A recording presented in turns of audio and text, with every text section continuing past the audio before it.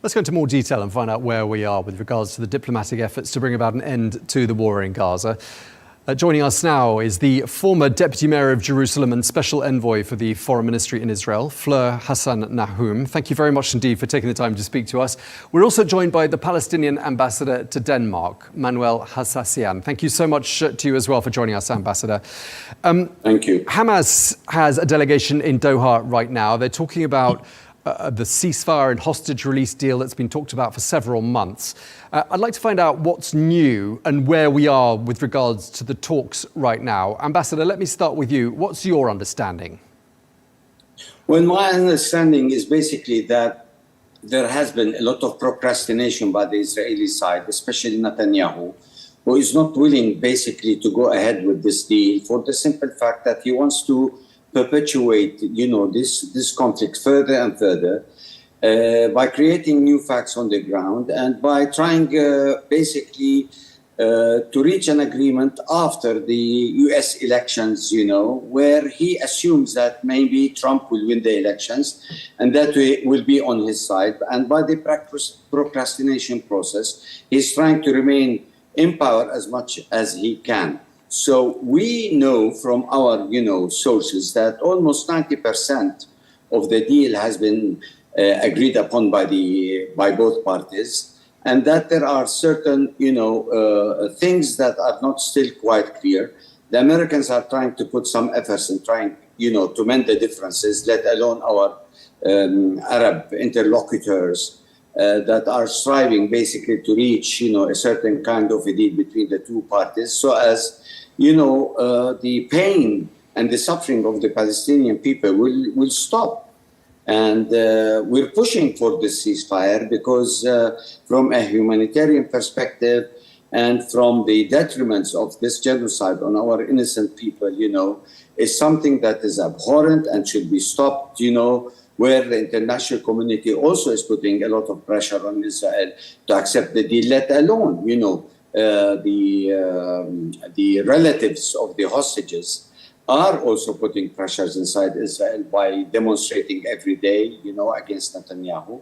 And it seems nothing is being budged by Netanyahu really to make this deal happen. Okay, Fleur, I have to turn to you. Fleur Hassan-Nahoum in Jerusalem. How much of what Ambassador Hassassian just said there would you say you agreed with? Well, very little. Let's start with this. On October 6th, we had a ceasefire with Hamas from the previous war. Israel left the Gaza Strip in 2005.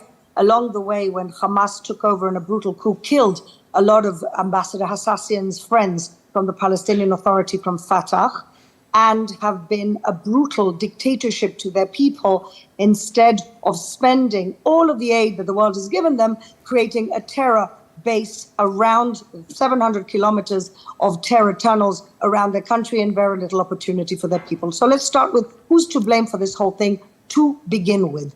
Now, we have on the 7th October, a horrible, horrible massacre that takes 250 hostages, including little children. There's still 2 little babies left in Gaza. We have zero proof of life for anybody. And we have an execution, a brutal execution of 6 hostages only a week ago. Now, since January, Hamas has been offered 5 different ceasefire deals. And even Secretary Blinken has said that the onus has always been on Hamas, and Hamas have been the party that has not accepted very generous deals from Israel. Now, in the last few weeks, there was another deal on the table that Netanyahu insisted included Israel staying on the Philadelphia corridor because that is where all the arms that killed 1,200 people in that massacre, the arms that are used to not just subjugate their own population, but throw rockets at Israel, those arms are all coming through these Egyptian tunnels. Are there ways around it? I want to believe so. I really believe that we have to do everything in our power to bring those hostages home. It is crucial, not just because those families are waiting for those innocent people to come home, but because it has to be something that Israel takes responsibility for, to bring our hostages home. So I pray, like with every Israeli, that this deal goes through and that Hamas, it's not the Israeli government, it's Hamas that is stopping it, because ultimately we are negotiating with terrorists. And Fleur, I just want to pick up on one of the points that Ambassador Hassan-Nahoum made just there with regards to Prime Minister Netanyahu, in a way, procrastinating because it's in his political interest and the interest of his political survival to do so. And that was an issue that was picked up on just before we crossed to you by Gershon Baskin, who is the Middle East Director for the International Communities Organization. How do you respond to that particular charge, Fleur? Look, I want to believe that the leaders of our country are doing the best for our countries. If he has political considerations, I don't know. I can't speak for Netanyahu, but I can tell you that the people in the government that I know, the hostage negotiators that I've been speaking to, the military leaders that I've been speaking to, everybody's doing everything in their power to bring those hostages home. And I pray to God. Listen, ultimately, Hamas has brought this on its own people. This is not a war Israel wanted. It's not a war Israel started. We left the Gaza Strip in 2005 with the hope that this may be the pilot to a future Palestinian state. And look what they did with it. They could have built Dubai, and look what they built with that. That is not Israel's fault. And I think the problem of this conflict is that, unfortunately, the Palestinian leadership, be it the PA, Fatah, or Hamas, have never actually gone through any type of introspection or taken responsibility or agency for anything and every peace deal that they've ever rejected. Ambassador Hassan, I have to allow you to respond to those comments. Yes, first of all, this conflict, which I consider to be an epistemic conflict, did not start on October 7th. It started since 1948, and we have been living under occupation, and we have the right to resist this occupation. We had the Oslo Agreement, which turned out to be a dismal failure, because the United States was not an honest broker of peace, and this is the end result of it. Building more settlements, trying, yes, Israel withdrew in 2005 from Gaza, but Israel besieged Gaza for the last 17 years by land, air, and sea. And the conflict today is a breach with Egypt on the Philadelphia Control, which Netanyahu is insisting that he has to stay there and occupy it and what have you.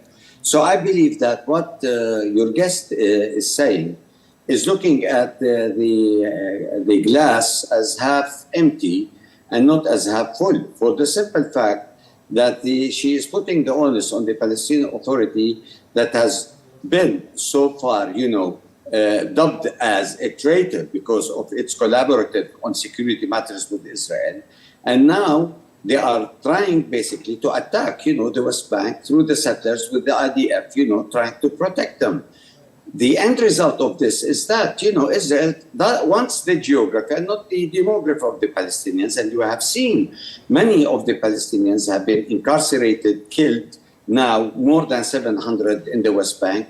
And, Jenin has been bulldozed, Tubas has been bulldozed. And the continuation of this aggression and onslaught on the Palestinian people on the West Bank, let alone East Jerusalem and Gaza, is a clear message from this extreme government in Israel that they don't want a peace deal, they don't want a two-state solution, they just want to have the land without the people.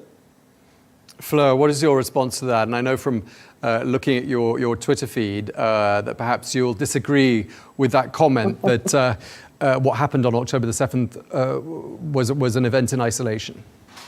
Well, I think he's right about one thing. The source of the problem is 1948, and this is really the crux of the conflict that nobody wants to face.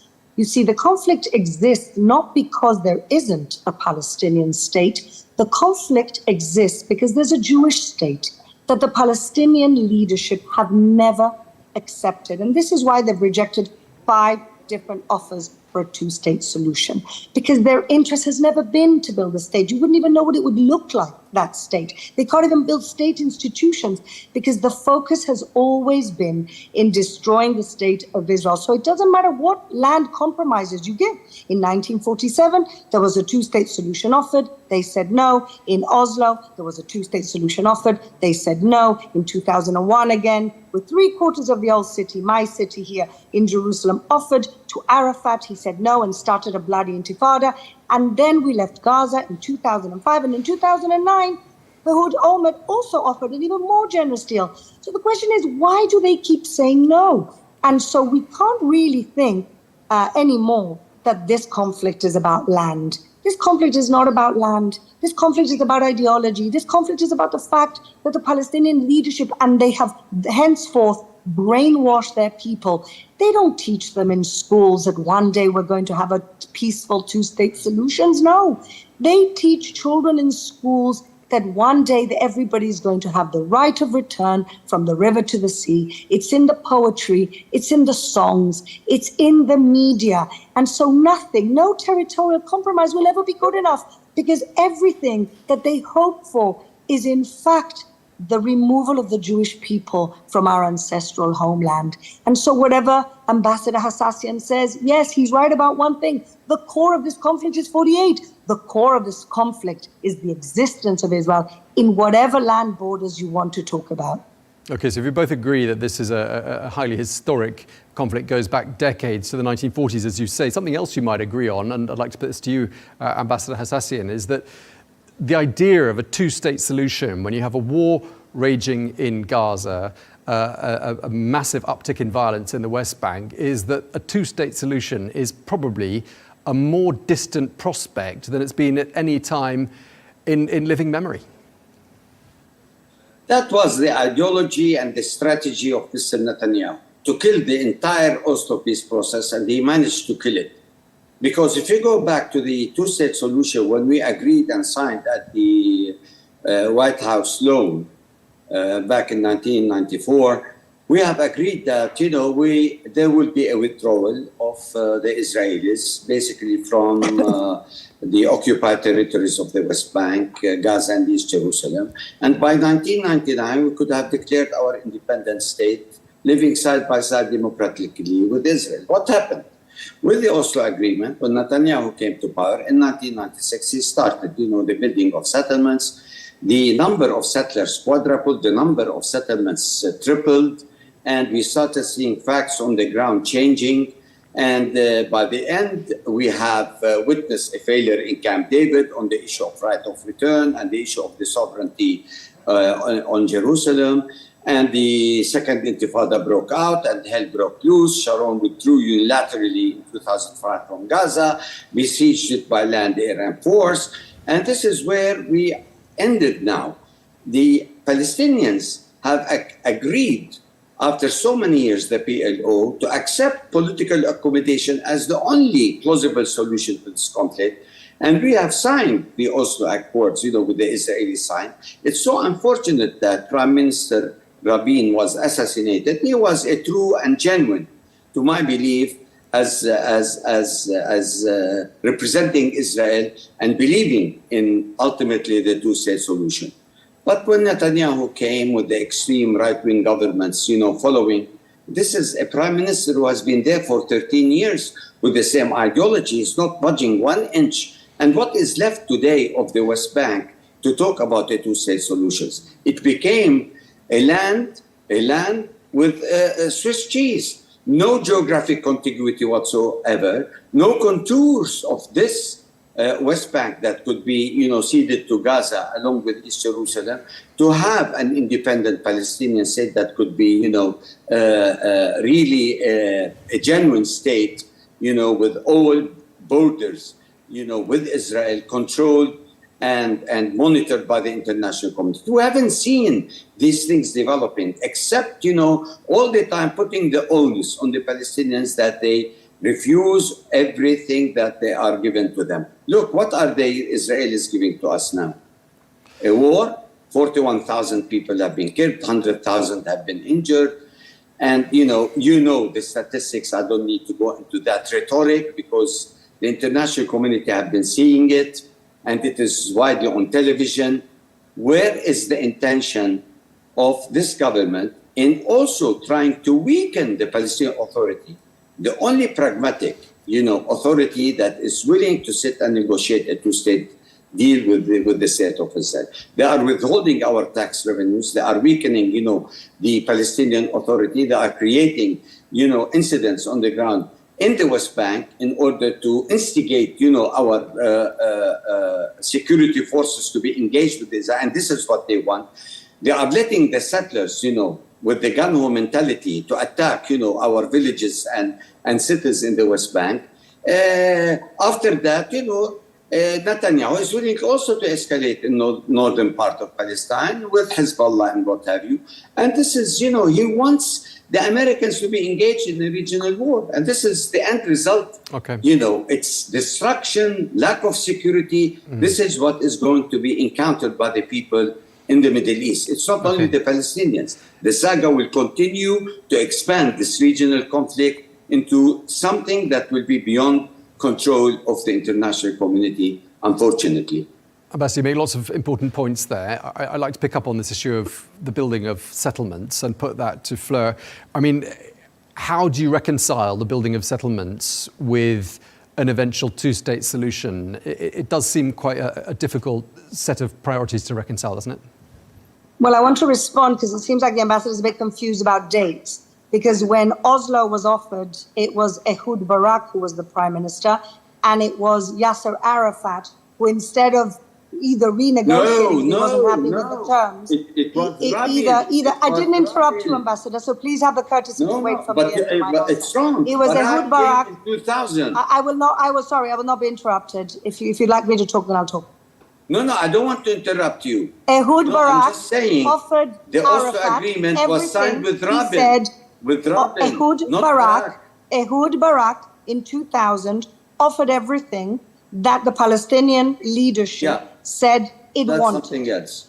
Okay. No, it's the same because you keep blaming Netanyahu for everything. And I'm asking you why Yasser Arafat turned around and created a bloody second intifada that killed thousands of people in the streets of my city, in Jews and Arabs, after 2001, after the Oslo Accords. That was not killed by Netanyahu. It was killed by Yasser Arafat. And it's not me saying it, it's President Clinton saying it, who was there. And so you can't argue with that. And then in 2009, Ehud Olmert offered it once again. And this time it was Mahmoud Abbas who said no to a peaceful solution. So it's very easy. It's very easy to blame Netanyahu for everything. And it's much harder to take responsibility for mistakes and for throwing your people under the bus again and again and again. All right, Fleur, let's let Ambassador Hassan answer that. And then I really want to come back to you on that question about settlements. So go ahead, Ambassador. Well, actually, two issues that went wrong in Camp David in the year 2000. One, the question of right of return was not accepted by Ehud Barak. And the second question is the question of sovereignty over Haram al-Sharif. Okay? These two issues were not accepted by Yasser Arafat. It was imposed, by of course, Ehud Barak. And the Americans, wanted really to sell this issue to Arafat, whom he couldn't, at that time, accept, these two issues to be part and parcel. We could be celebrating 24 years of a Palestinian state right now. We could be celebrating 24 years of a Palestinian state right now. Yeah. And instead, look where we are. This is you have said what you have said, and I'm trying to answer why the Palestinians have not accepted the conditions of Barak supported by the United States. You don't start a bloody second intifada, so you renegotiate. We could not agree on Camp David with the two issues that have been imposed on us, and it was impossible because we don't have mandate to give Haram al-Sharif to you by 1.8 billion Muslims. You have to know that. And we cannot compromise our people that have been forcefully diasporized in 1948 by the right of return. So what do you want Arafat to do? Or the Temple Mount is currently being run by the Jordanian Waqf. Currently administered by the Jordanian Waqf. These two issues not being, involved. Stop interrupting me, please. Listen to what I'm saying. You are not listening. You just want to push Netanyahu's agenda. We're trying to tell you that Netanyahu has been procrastinating and he has not been cooperative in negotiations. Tell me, did Netanyahu meet President Abbas in any of these meetings? And when Olmert met with President Abbas, we looked at the conditions. He was an ongoing exit prime minister who did not have the mandate really to go ahead with this formula with President Abbas. That's why it did not work out. He was not a prime minister who was entrenched in his position to make such a concession. It was something that was good to look into and to come out with an agreement. But what happened? Prime Minister Olmert left office. This is what happened. We're not criticizing what Olmert and President Abbas have agreed upon. It was something that could be a prelude towards a good understanding of achieving a two-state solution. Okay, Fleur, Hassan-Nahoum, how do you respond to Again, that? he hasn't explained to me why Arafat decided to start a bloody intifada instead of going back to the table and keep renegotiating. This is not a leadership that has ever really put its people and its interests of its people. There's always ways to come to compromises and arrangements. And to start a second intifada instead of renegotiating is, to me, Arafat was not a leader that actually really did want to bring a state for his people, and that's really the core of the conflict. Let's return to the present day. Because I don't believe this conflict is territorial. I don't believe this conflict is territorial. Well, let me pick up on that. Let's return to the present day. I wanted to ask you, Fleur, I wanted to ask you about those comments made by Ambassador Hassan a moment ago. He described the West Bank as being a Swiss cheese of isolated geographical patches that does not sound, does it, conducive to a future Palestinian state. How do you respond to that? First of all, let's put the facts straight. According to Oslo, Judea and Samaria, as we call the West Bank, because it's our ancestral homeland, is divided into Area A, B, and C. The Palestinian Authority has autonomy over Area A and most autonomy over Area B. And what's really up for grabs, or what's really up for negotiations, is Area C. 94% of the Palestinian population live between areas A and B. And so what we're talking about is 6%, 8% of the Palestinian population in Area C. Now, I'm always, I think the majority of Israelis would be very happy for some type of territorial compromise if they actually thought it was going to bring us peace and people were not going to continue to be killed and massacred. But look at the precedents that we have. We left Gaza in 2005, and we have Hamas. We did Oslo, and we have terror cells coming out of the Palestinian territories. So really, what incentive is there for Israel to do any territorial compromises when all we're getting is more bloodshed and killing and terrorism? Okay, let's go back to what's happening in the negotiations, just because we're about to come to the end. If you don't mind, we're close to the end of the program. I'd just like to kind of look forwards a little bit and start looking at what might be achieved diplomatically with regards to a resolution to the situation in Gaza. I think a lot of disappointment with the lack of results from the negotiations up until this point, probably on all sides. Ambassador, the Qataris and the Egyptians are brokering here, and we haven't got a ceasefire. We have only had one ceasefire since the conflict began 11 months ago. Do you think a change of negotiators might result in perhaps some new momentum coming into the diplomatic efforts? Just before answering that, I just want to give a certain kind of an information which is important. 61% is Area C, totally controlled by Israel. 37% is the Area B, which is controlled by Israelis and Palestinians, and only 12%, which are the major cities, the 6 cities where Palestinians have full authority. I just wanted to make this remark. Concerning, the negotiations, I think there should be more involvement by the United Nations in these negotiations. It's not enough to have Qatar, Egypt,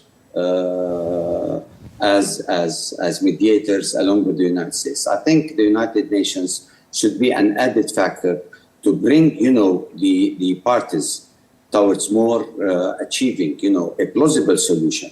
And, in negotiations, people start with maximalist position and they end up with optimal acceptance of the facts. So nobody should try to maximize in any kind of negotiations. Concessions should be made on both sides in order to reach an agreement.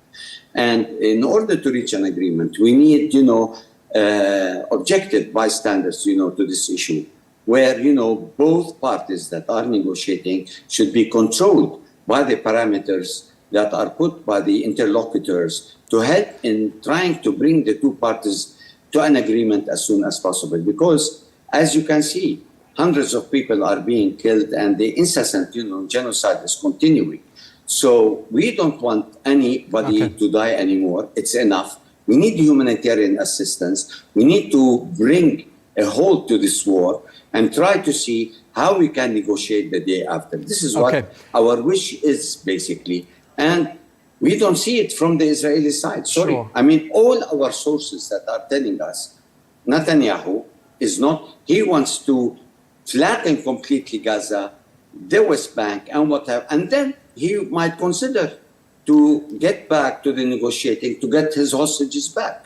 Okay, Ambassador, I gave you the first word. I'd like to give Fleur the last word of this discussion. Could I just ask you to respond to what's been said and also just tell us where you see things heading to from here with regards to the diplomatic efforts? I repeat, we didn't want this war. There's no genocide going on. This is Israel trying to defend itself and making sure that the terrorist that has made it part of its charter, the entire destruction, not just of the state of Israel, but of all the Jews around the world as part of their charter. We cannot let an enemy, which is an existential enemy, stay on its feet after a war we didn't start.